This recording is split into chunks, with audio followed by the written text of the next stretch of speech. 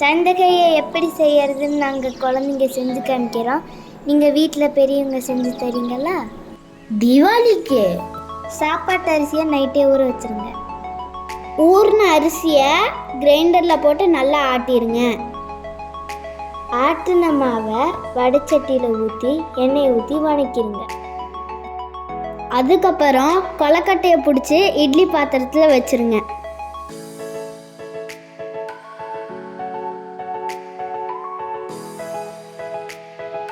கொலக்கட்டையை அப்புறம் வேக வச்சிருங்க.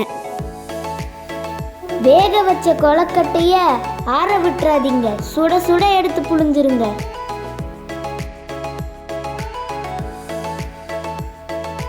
நாங்க எப்படி புளியறோம்னு பாத்தீங்களா?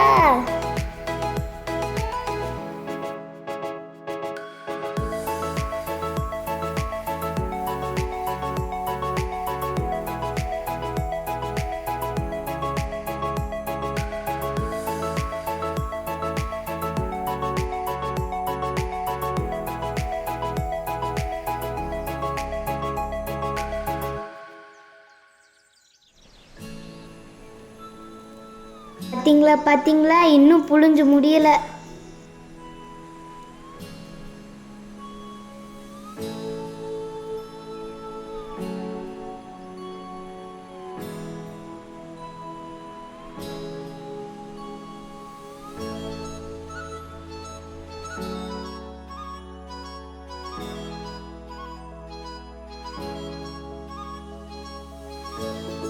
எப்படி இருந்த கொலக்கட்டையை நாங்கள் இப்படி புழிஞ்சிட்டோம் பார்த்தீங்களா?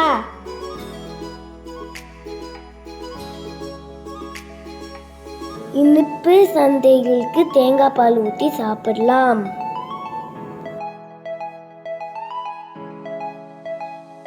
எப்படி தேங்காய் பால் செய்யணும்னு பாருங்க. ஒன்றும் இல்லை, ரொம்ப ஈஸி.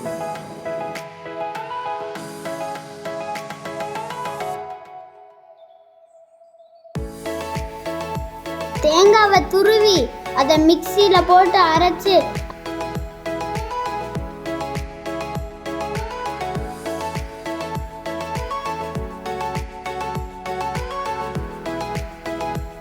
அதை துணியில் புழிஞ்சு அதை எடுத்து அதில் கொஞ்சம் கரும்பு சர்க்கரையை போட்டு அதில் கொஞ்சம் ஏலக்காய் போட்டால் தேங்காய் பால் ரெடி.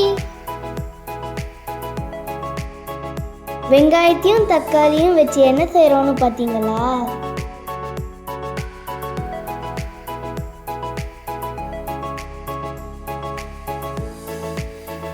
கார சந்தகைக்கு தக்காளி சந்தகையும் எலுமிச்சை பழ சந்தகையும் செஞ்சுக்கலாம்.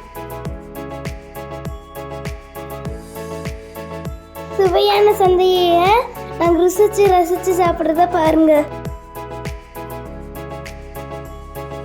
பார்த்துட்டீங்களா? இப்போ செய்யறதுக்கு ரெடி ஆயிட்டீங்களா?